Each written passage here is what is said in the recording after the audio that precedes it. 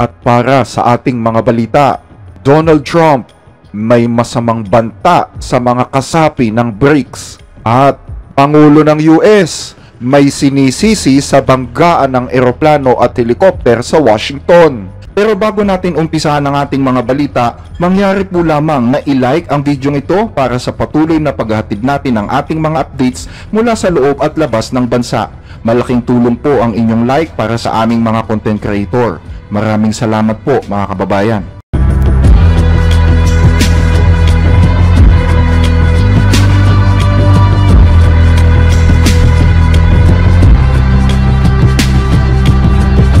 Kahapon ay nagbanta si Pangulong Donald Trump na papatawan ng 100% taripa ang mga bansang kasapi ng BRICS.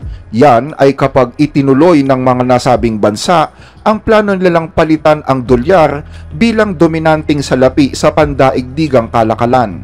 Sa isang post sa social media, sinabi ni Donald Trump na kailangan niya ang commitment ng mga bansang BRICS na hindi sila gagawa ng tinatawag na BRICS currency o kukuha ng anumang currency na ipapalit sa dolyar.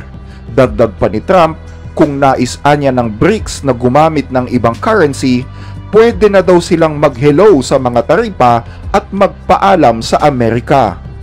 Hindi ito ang kauna-unahang beses na nagbanta ang Pangulo ng ganito sa mga kasapi ng BRICS na binubuo naman ng mga bansang Brazil, China, Egypt, Indonesia, Ethiopia, India, Iran, Russia, South Africa at United Arab Emirates. Sa unang araw sa pwesto ay napagkamalian pa nga ng Pangulo na kasama din ang bansang Spain kung saan binantaan niya ito ng mas mabigat na presyo ng taripa.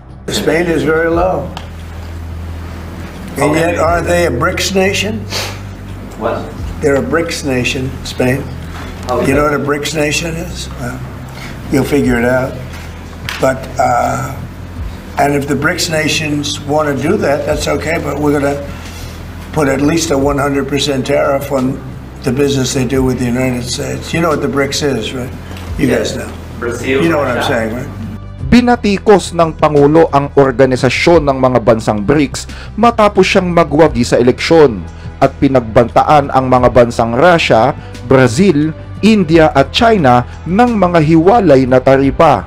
Matatandaan na ang BRICS ay binuo noong 2009 bilang pantapat sa 7 bansa na tinatawag na G7 na binubuo naman ng Estados Unidos, Canada, United Kingdom, Italy, Germany, France at Japan. Bagaman walang sariling currency ang mga bansang BRICS, pinalakas ng grupo ang kanilang mga currencies sa lokal na kalakalan. Matatandaan din na bago sumapi ang bansang Indonesia ng buwang ito, ang BRICS ang bumubuo sa 46% ng populasyon sa buong mundo at ng 35% ng kabuang GDP sa mundo. Kaugnay nito, sinabi naman ng Pangulo ng Brazil na si Lula da Silva na magpapataw din siya ng kaparehong taripa sa Estados Unidos kapag itinuloy ni Trump ang kanyang banta. It's very simple. If Donald Trump taxes Brazilian products, there will be reciprocity from Brazil in taxing products that are exported to the United States. For my part, what I want is to improve our relationship with the United States. Export more if necessary, import more if necessary, and to maintain our 200-year relationship. Sa maraming pagpupulong ay ilang ulit na nanawagan ang mga bansang BRICS na ihihinto na ang paggamit ng dolyar upang isulong naman ang kanilang mga local currencies sa gitna ng mga bilateral at multilateral trades. Pero sa kabila ng lahat ng ito, nananatili pa ring dominante ang dolyar bilang reserve currency. At habang pinag-iisipan ni Trump na ibaba ang buwis ng mga mamamayan sa US sa pamamagitan ng pagpataw ng taripa sa ibang mga bansa, naniniwala naman ang mga kritiko ng Pangulo na ang mga hindi na kinakailangang pananagutan na gusto niyang ipataw sa BRICS ay lalo lamang magpapamahal sa presyo ng mga bilihin at mga negosyo sa US. Sa ibang balita, Donald Trump may sinisisi sa banggaan ng eroplano at helikopter sa Washington, D.C. Hanggang ngayon ay hindi pa rin nakakagulapay ang Estados Unidos mula sa trahedyang nangyari kahapon kung saan nagbanggaan ang dalawang aircraft sa gitna mismo ng kabisera ng bansa sa Washington, D.C. Kamakailan ay iniulat ng The Blessed Reader Channel ang pangyayari kung saan isang US military helicopter na si Sikorsky H-60 ang bumangga sa isang pampasaherong eroplano. At dahil sa imposibleng makalabas sa ganitong insidente, walang natirang buhay sa nasabing pangyayari. Sa kabuuan ay mayroong 67 katao ang lula ng eroplano at ng helikopter at nasa 53 katawan pa lamang ang nare-recover mula sa lugar na pinagbagsakan. Sa makatwid, 14 pa ang hindi natatagpuan. Patuloy namang nagsasagawa ng operasyon ang mga rescuers kung saan nakapokus ang kanilang atensyon sa ilog ng Potomac. Sa mga ganitong pangyayari, ang karaniwang tanong ng mga tao ay bakit? Bakit nagbanggaan ang eroplano at helikopter nang hindi nila napansin ang isa't isa? Ito ang patuloy na iniimbestigahan ngayon ng mga otoridad. Na-recover na nila ang mga black boxes na naglalaman ng mga flight data at mga recordings. Kaya umaasa ngayon ang media na makakakuha na ng mga kaukulang impormasyon mula sa nasabing mga black box. Sa kabilang banda, mayroon namang sariling teorya si Pangulong Donald Trump na binanggit niya sa isang press con na ginanap kahapon. Kapansin-pansin na nag-umpisa ang Pangulo sa malungkot na tinig na kalaunan ay biglang humantong sa mga pag-ataking politikal. Pangunahing sinisisi ng Pangulo ngayon ang diversity hires or DEI sa banggaang ito. DEI and the claims that you've made, are you saying this crash was somehow caused and the result of diversity hiring? And what evidence have you seen to support these claims? It just could have been. We have a high standard. We've had a much higher standard than anybody else. And there are things where you have to go by brain power. You have to go by psychological quality. That's why I'm trying to figure out how you can come to the conclusion right now that diversity had something to do with this crash. Because I have common sense, okay? And unfortunately, a lot of people don't. We want brilliant people doing this. This is a major chess game at the highest level.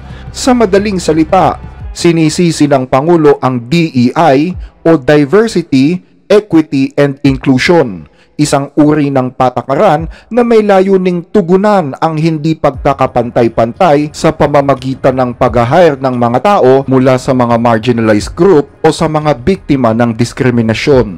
Sa US, kabilang sa mga grupong ito ang mga Black community, LGBTQ at ang mga Native American communities.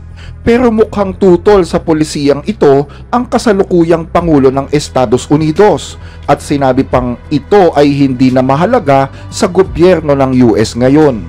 Bagaman walang ebidensyang sumusuporta sa sinabi ng Pangulo, maliwanag na nagiging malaking isyong ideolohikal ang DEI nitong mga nakaraang araw. Habang sinusuportahan ito ng mga makakaliwang grupo, tutol naman dito ang kanang partido. At sa ngayon ay sinisisi ni Trump ang lahat ng problema sa DEI. Sa isang post sa social media, sinisi ni Trump ang tumataas na inflation sa bansa dahil sa DEI at sinabing masyadong abala ang central bank sa ideya ng DEI kaya't nakalimutan na nito umanong pag-usapan ang inflation. Bago nito, isinisi din ng kaalyado ni Trump na si Elon Musk ang sunog ng Los Angeles sa DEI kung bakit anya hindi sapat ang naging pagtugon ng fire department sa nasabing trahedya. Sinabi pa ni Musk na ang ibig sabihin ng DEI ay you die. Dagdag pa rito, marami sa mga taga-suporta ng Pangulo ang bumabatikos ngayon sa alkalde ng Los Angeles na si Karen Bass na isang black woman at tinawag pa siyang inefficient DEI hire. Kaugnay pa rin nito noong Mayo ay matatandaang nagkaroon ng isang container ship crash sa isang tulay sa Baltimore kung saan muling sinisi ng mga Republicans ang DEI sa kadahilanang ang commissioner ng nasabing port ay isang black woman. Naniniwala ang mga kritiko na ang pagbatiko sa DEI ay isang maduming estratehiya dahil sa oras daw na maibunton ang sisi sa DEI, nawawala na rin ang pananagutan ng gobyerno sa aksidente at madali pang masisiraan ang isang kalabang patakaran. Naniniwala din ang mga eksperto na hindi lamang mapanganib ang estratehiyang ito, kundi matatawag din itong double standard. Ayon sa mga kritiko ng Pangulo, sinisisi ni Trump ang mga dating Pangulong sina Barack Obama at Joe Biden sa pag-hire ng mga taong may disabilities, lalo na sa aviation regulatory. Pero ang totoo, anya, si Trump mismo ang nagsimula ng ganitong pag-hire ng mga disabilities noong 2019. Sa katunayan, anya, si Trump mismo ang nagbigay daan sa pag-hire ng mga disabilities sa aviation regulatory ng mga panahong yon. At ngayon ay ito na ang sinisisi ng Pangulo sa naganap na aksidente sa Washington, D.C. Hanggang dito ang ating mga balita. Muli ay maraming salamat po sa inyong panonood.